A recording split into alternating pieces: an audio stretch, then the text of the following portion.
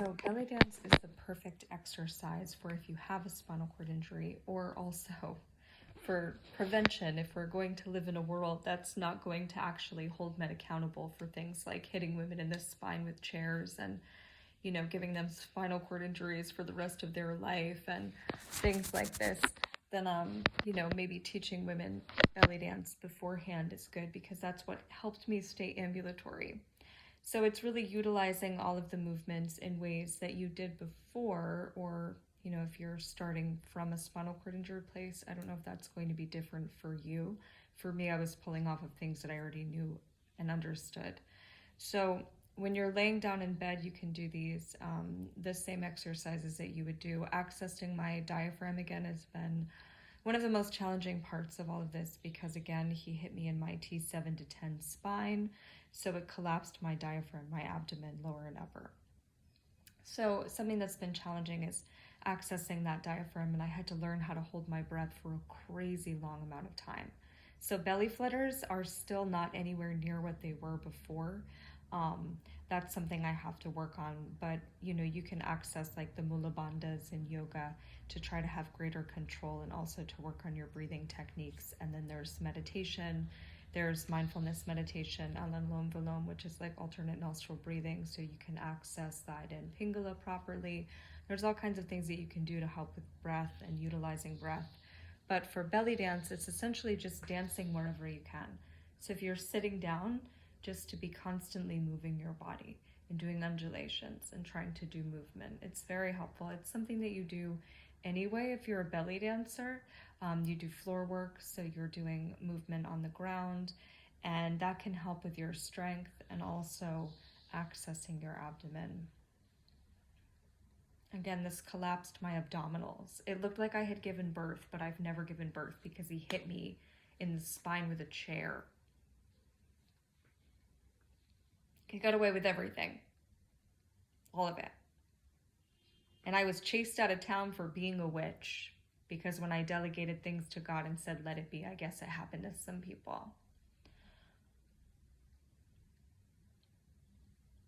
So just try to move whenever you can, all the time, moving your body.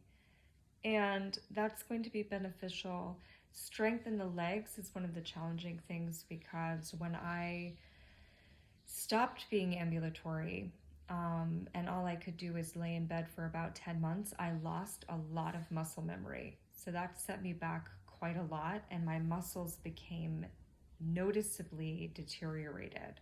Now I can feel that after using them from about June of 2022 to now, so about a year and a half of actively doing some exercises to strengthen and making myself go out for ambulatory walks, even if it's only a mile every day, trying to get out, using 2 sticks instead of 1, so that I don't give myself drop foot again, has been huge. The chiropractor breaking my foot back into place was huge for me realigning and preventing drop foot, keeping my pelvic floor and everything intact. Now, when I take breaks from the medical marijuana in my country and my state where I'm from, where it's cold right now, I go back to hunched over with my sticks and having a really challenging time because of the weather and everything like that. It's just not a tolerable condition.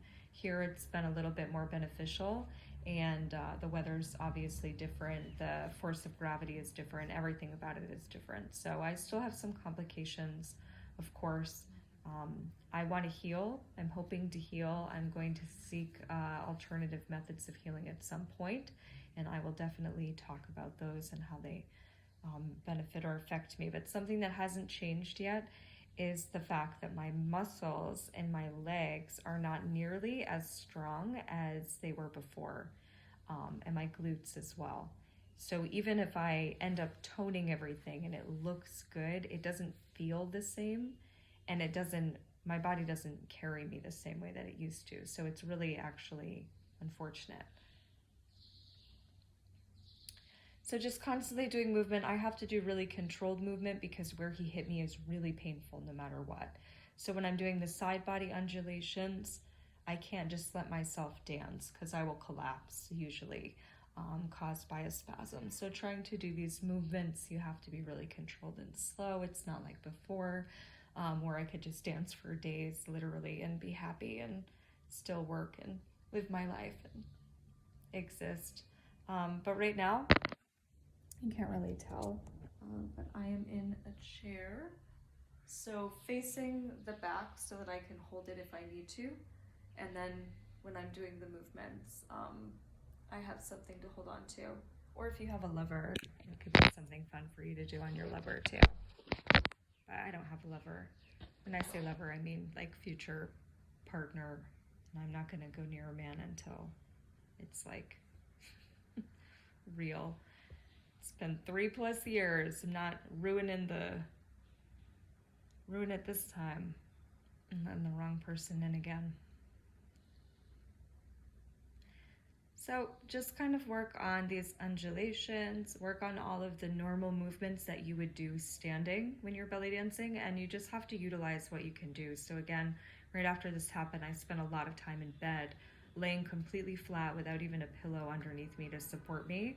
So you want to make sure that everything that you're doing, all of the movements that you're doing, just move your body as much as you can. It doesn't matter how you look. It doesn't matter what it appears from the outside. Just make sure you're constantly moving, because it's the only way that you're going to keep that muscle memory. Another really amazing tip that I received this entire time was from an acupuncturist, and he told me that the longer that you don't feel back into your body, the less chance you will have of feeling back into it. And this is when I was just an ambulatory spinal cord person. I was like, I kept thinking, if I can just keep being strong, eventually someone is going to come and like help me. Like eventually everyone is going to understand what's happening because I'm like speaking about it. It was like being in a warp of insanity. You know, I'm like, I don't understand why people aren't taking this seriously, but it's okay. I took it seriously, and that's why I had to be the one who said, okay, I can't do these things that I was trying to do before. I have to take agency over my health, my body, and no one's going to come and help me. I have to do this for myself. I have to just keep on, you know, knowing that I've got it. I mean, I never would have left my state and my country if things had been honorable and worked out well. I would have stayed. That's my home. That's my home.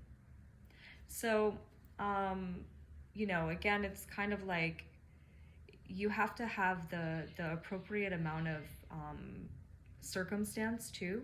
You know, if you're like a wealthy person, this is going to be a lot easier to deal with. If you have support from someone that's going to help take care of you, it's going to be a lot easier to deal with.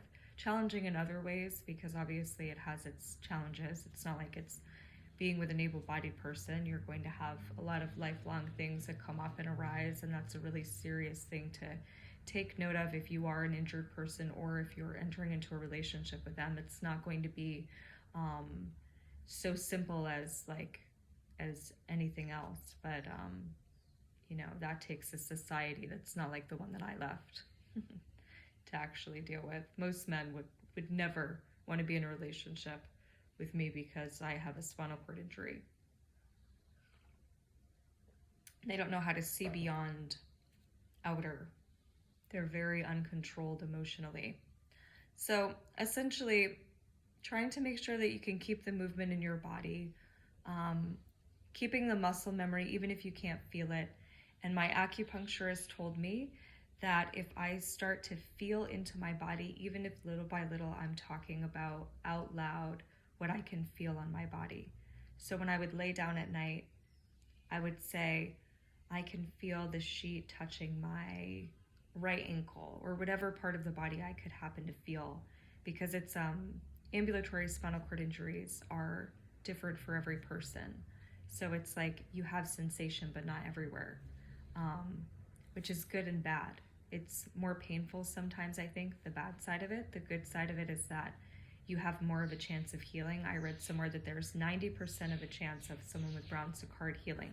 But that's if they get the proper care within the first 3 years. And that's when everyone was just not caring about this and taking it seriously because they were too busy being distracted by the smoke show that was set into place for them to be distracted by, and they all fell for it because, well, sometimes the masses, you remove the M.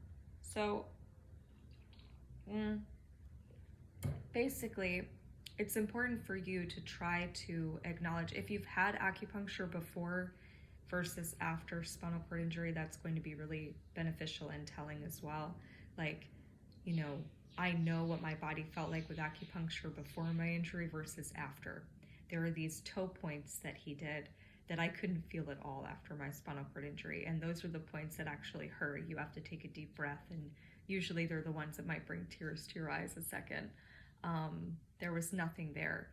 But every single bit of healing I've done from that time period, August of 2021 to now, it's been like steps forward and steps back, but it's been more beneficial than any healing I tried to do before that. Because I was doing too much physically and really risking my body and my life. Autonomic dysreflexia is very serious. So now it can be seen, you know, when I was traveling, when I had to leave my state with a walker on foot with a spinal cord injury in 90-degree weather for 12 hours, you know, sitting in an airport for days, being on the streets for a few days homeless, not sleeping, like all of that was really challenging when I first got here. And I didn't know my way around. I would ambulate until I fell down because I didn't have a lot of money. I only had what I had, and I didn't have any hope left. So I actually was going to kill myself. That's what I was going to do here. So I was generous along the way. I tipped people big because I was like, whatever, this is all the money I have left, and if the government doesn't step up and do the right thing by the time I run out of this money, I'm just going to kill myself because I don't see the point of living on Hell Planet. And then I read an article, and I didn't evidently have enough of what I brought to kill myself with. So that sucked. That sucked super bad. So I was like, shit. So I didn't kill myself. Because I tried life with a spinal cord injury, right? Like I gave it a go. I talked about everything I was experiencing. I finally used my voice to share with the world what I've been through to try to make a better world. I was like, hey, I'm actually an Islamic prophet and I have to do this. Like, I know it sounds weird. I wouldn't have picked me either, but this is all real. And like, no matter what I seemed to do, it didn't matter. So I was like, okay, so the world can't give me a space in it. It can't make room for what I'm talking about. It can't let me do my God job on Earth. I died a lot during this time period, so I'm more connected to not Earth than I am to Hell Earth. So, honestly, the will to live is not really that huge within me. Like, I don't really see the logic in Earth. It's not a logical place. It doesn't feel worth fighting for. Some of the things here do, but I know that none of them will have to be stuck here. So that's positive. Like, I don't fear never getting to see good human beings again because they will be able to ascend and evolve. That's what I was here for in this incarnation. I don't worry about never seeing beautiful plants or birds or trees or all of the things that were my friends all of my life because people were pretty mean. I'm mean now too. So, you know, it's fair. But I don't worry about not seeing that. I know that it will be in a better place. I've died. It's not a joke for me, even though evidently it was for a lot of people. So, I'm still alive. Every day I wake up, I can't say that I'm excited about the day because, well, I've been dead so much that I'm kind of like, wow, really? I'm on Hell Planet still? Ooh, how exciting. But I feel like, you know, there's a reason that all of this has happened, blah, blah, blah, all the things people love to say when they're still positively living in Hell Planet. And you know, no matter how many times I was raped, abused, harmed, people had cruel intentions with me, psychologically tormented, put through horrific things that I never talked about, I still was happy because I could run mountains, like literally, and I was there year round, and I had my dog and my life and my income, and I was like really happy, you know, and I saw that I could do good in the world and that I could be a participant in it. But this happening made me realize I really can't be. This world doesn't have a place for me in it. even though it pretends like it does, or there's false hope, or people make you feel like you can, or they try to play with your emotions. Like, all of these things are just games. Everyone on this earth has forgotten how to be human. Not everyone, but quite a few people. And instead, everyone has become a game to them and they forget. Like, my favorite example is that people think that I am weird because I talk to everything. But I think people are weird because they only talk to each other. Like, how could you go through life not speaking to everything around you? The trees and the insects and the plants and the animals and the birds and the sky and the sun and the moon and everything that's around us. How can you go through life not speaking and communicating to all of those things? You know? How can you do that? And everyone thinks I'm strange because I do that, but I don't interact with a lot of people because I've been shown that they're the monsters on this planet, not anything else. I've been bit by dogs before, you know? I've been bit by a spider before. I've been clawed by a cat. Like, I've had all kinds of the normal things. Insects have bitten me, but humans have been what have caused me my greatest torment, pain, and now a disability.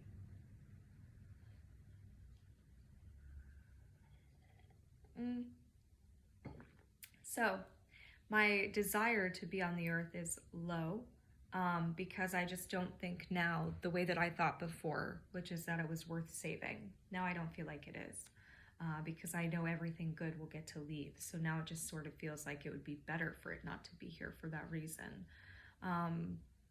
But I'm going to try an alternative way of healing that a Turkish healer recommended to me. At some point, I think, if I can afford to, I'm going to try that, and maybe that will be the key in unlocking my healing, and I can actually be completely one with my body with no spinal cord injury anymore, and then hopefully I can fit into society better so that I can once again have a place in it that they deem I'm worthy of.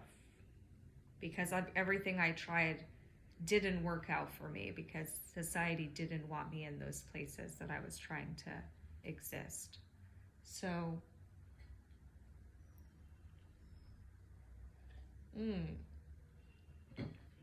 I got to see who cared about me.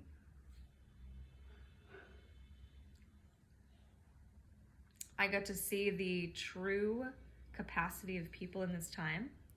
And I got to see a bunch of people around me from back home that had a chance to actually help set the world free, but instead chose to propel us into World War III instead of just tell the truth about themselves and everything else and allow us to actually be united as a whole molecule in a giant universe. But it's cool. You know, there's like forgiveness on the other side that they can deal with because I don't have it.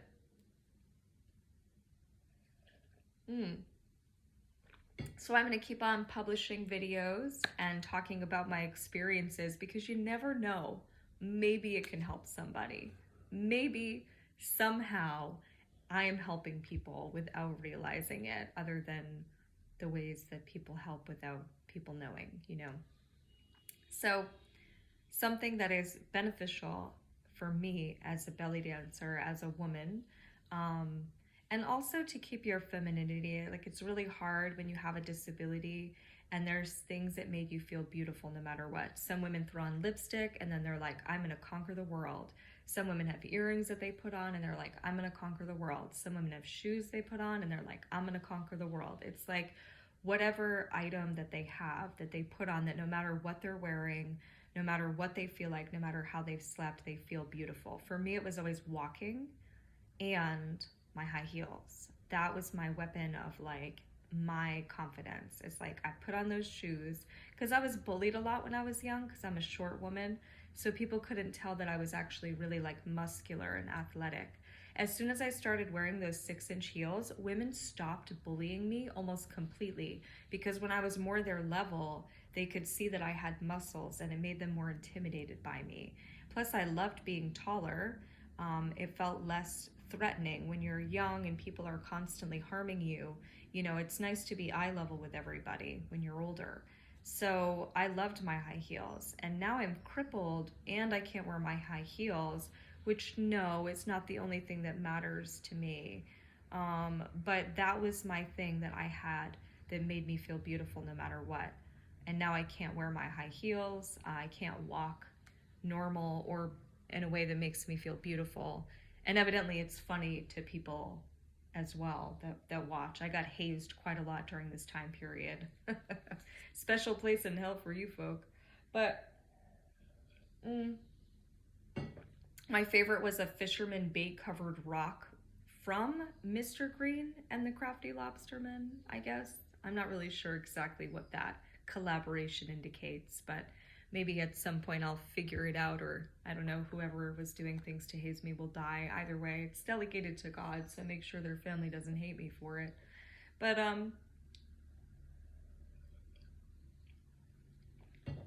one of the most important things for me was to put on my belly dance costumes.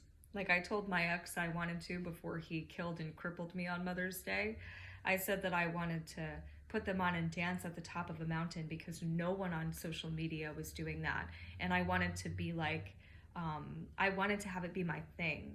Like that woman hikes a mountain in her belly dance costume and dances at the top, which I always did anyway, but I wanted to be in my full costume and do those things. I wanted to hike up the mountain and then dance at the top and get a video of it and post it. And then eventually that would have helped me and my business and everything like that.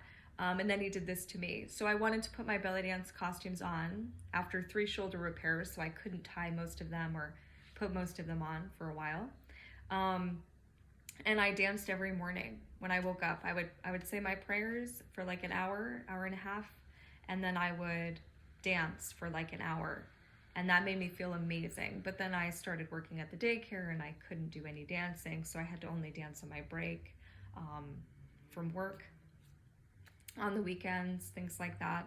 But belly dance became like my ultimate tool for making myself feel beautiful, making myself feel like a woman still, and making myself feel desirable to myself. Because if you can be looked at by 100 people and it can have no effect on you if you don't feel good about yourself. And I don't want attention from many like that. I'm not that kind of woman.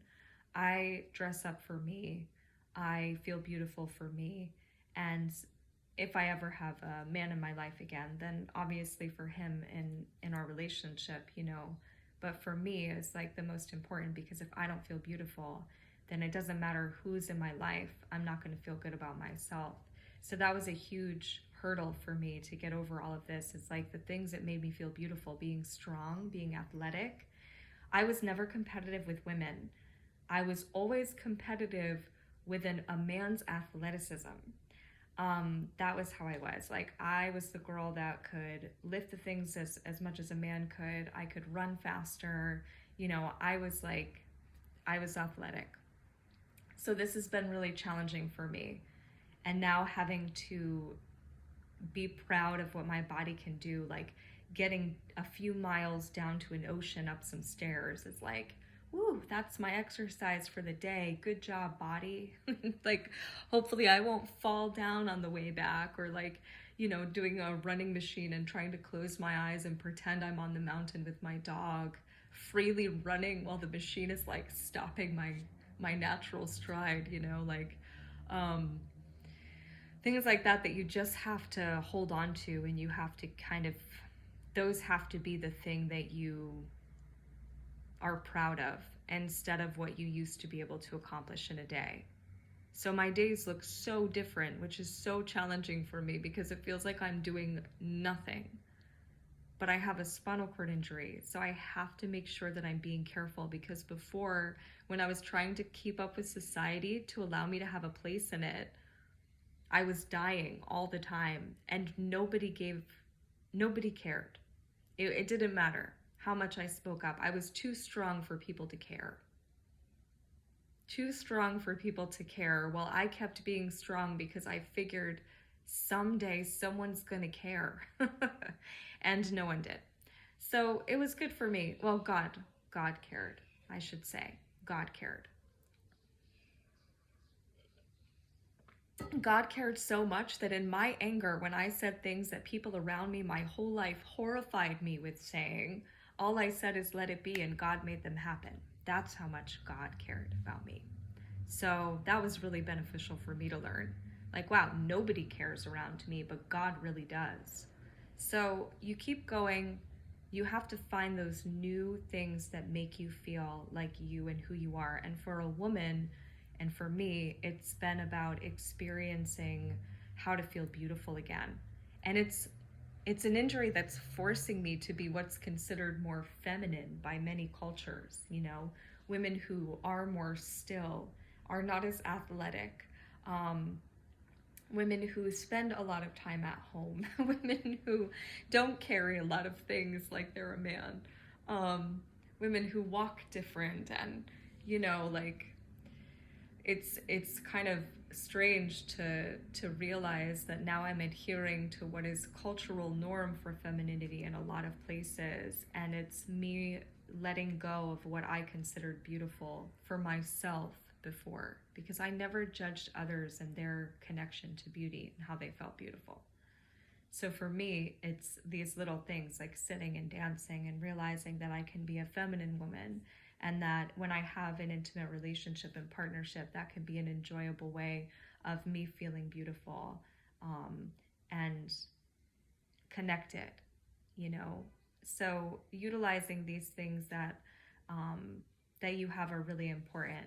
Finding those new things that make you feel feminine and beautiful, and um, making sure that you don't let anyone, especially a man, into your life who's not going to be respectful of you and your body, and your space and your boundaries and your everything about you. You have to be so much more guarded, because you're going to be so much more reliant on someone than others would be, even if for a while you can be self-sufficient. If you're picking a life partner, this is something that may affect your body forever. And you can go through life not thinking that that will be the case, because you're not going to spend every day thinking, oh no, this might happen when I'm older.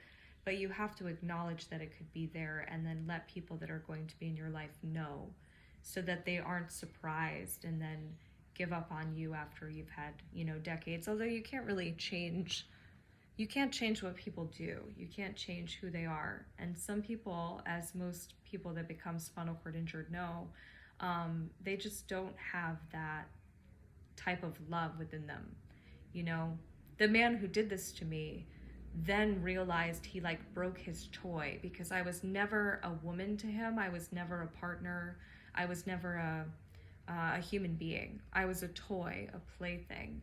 So after he did this to me, I wasn't as fun of a plaything. And he stopped getting a rise out of me emotionally, because I was scared of him and I wanted to get away from him, and he wouldn't let me leave. So he stopped getting a rise out of me emotionally in the ways that he used to before. And then I really became his least favorite toy, and I was broken. So it was like a whole other terrifying level. That is something that I can't reiterate enough to people and to women. Don't downplay abuse, because I spent my whole life doing that while being around people who really played up theirs and got a lot of help and attention for it. And I literally would just keep everything that I went through to myself, because I knew I was in no societal place to speak up. And don't downplay abuse, because the fact that I've been so strong in my whole life made a whole lot of people not care when I was dying, and being stronger than any of them will ever know.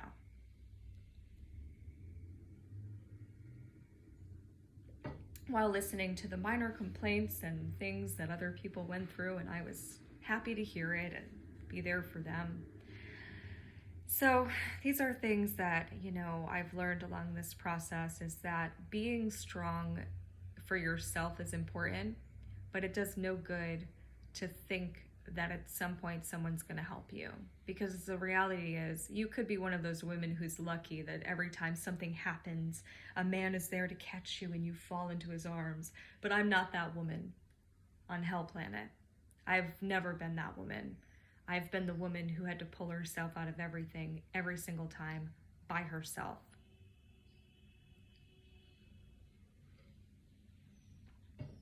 So little things like belly dancing on a chair on a Wednesday in the morning, when right now, back at home, if I was able-bodied and I had broken up with someone, I would do what I had always done. I would take my dog, we would be at the mountain right now, going on our morning hike, before I would then get ready to work, and I would go waitress, either for one shift or two in a row.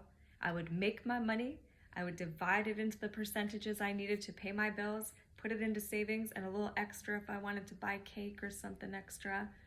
You know, I pay for all my own stuff. I bought all my own stuff. That's why I was angry about having to throw it outside, because I couldn't actually bring my things with me because I was forced into oppression through this situation.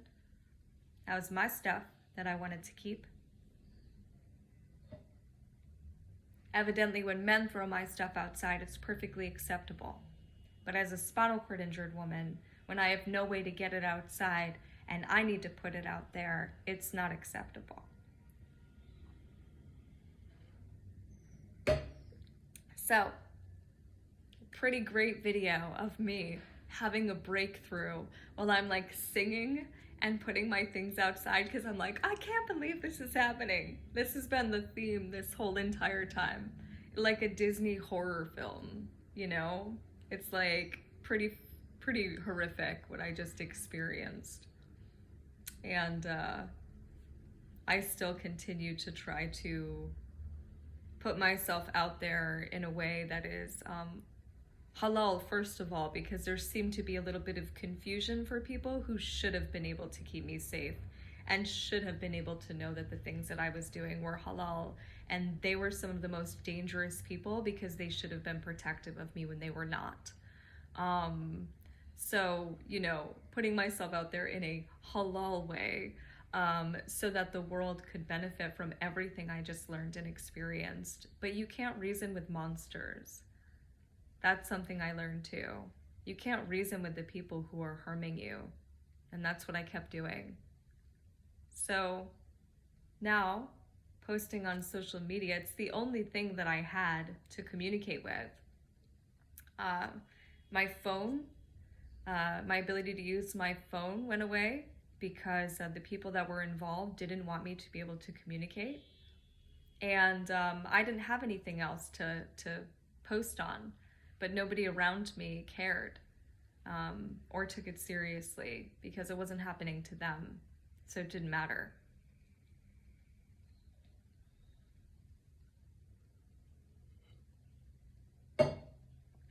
So I post on my YouTube. It's imperfect, just like me. It's unedited because I don't like listening to my own voice, and it's lengthy, which in a society that's literally taught to have an attention span of like a, I don't know, half-day-old fly, is not always ideal. But if people do get through 33 minutes of my videos, maybe they'll learn something, maybe it will help them someday, maybe they'll help somebody else in the future. So I guess that's enough for now. Finding your femininity after being hit in the spine with a chair by a man who got away with everything in a place you lived your whole entire life. Awesome, except it isn't.